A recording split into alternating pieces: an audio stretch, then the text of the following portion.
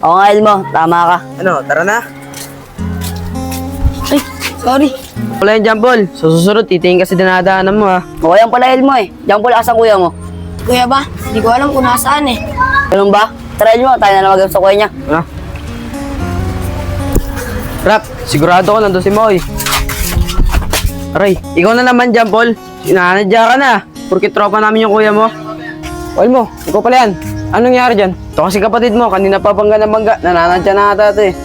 O Jampol, ba't nang babangga ka? Kasi Kuya Makoy, pinag-uusapan ka nila kaganina. Utu-utu ka daw kahit tiraman ka ng pera. Ano dyan, Paul? Saan tayo maglalaro? Sa Montebello na lang.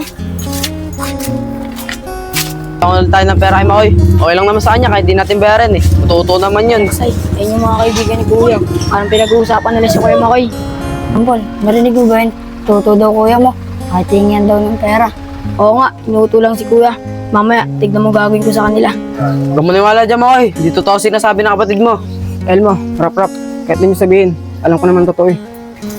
Oh, Elmo, rap. Saan kayo pupunta? Basta na pupunta namin, Makoy. Oo nga, Moy. Meron sana ulit kami ng pera. Ah, ganun ba? Walang problema. Kaso wala akong dala ngayon eh. Tara, sumama na kayo. Nandun kasi yung pera ko. Sige, Moy. Wala naman tayong pera. Ano kayong gagawin natin? Ano pa ba? Dati ko eh, kaya ulit tayo manghiram ng pera. Sige, Moy ulit. Baka makalata na yun. O ba? Alam mo naman, ututo yun eh. Sa kanya ulit tayo manghiram ng pera. Wala naman siyang pakialam kahit di natin bayaran yan eh. Sabagay, uto-uto nga. Tara na. Oh, ito pala si Moy. Moy, saan ka galing? Ah, dyan lang, may pinuntan lang. Eh kayo, saan kayo pupunta? Ito sana kami sa inyo eh. Ah, ganun ba eh, bakit? Hiram sana ulit kami ng pera sa'yo. Babayaran din namin kagad. Ganun ba? O sige. Salamat dito, Maya. Dito na kami. Rap, tika lang, dito muna tayo. Hindi kaya narinig niyo kayo pag-uusap natin kanina? Siguro, Elmo. Hindi naman siguro narinig yung pinag-uusapan natin.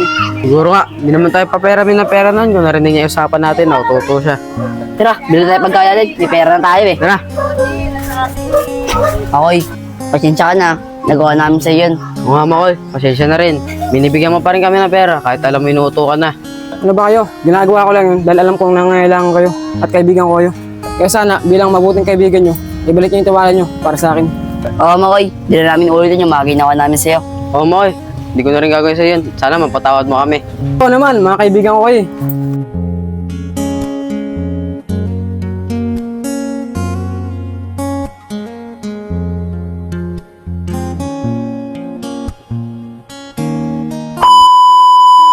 Paul, narinig mo ba yun?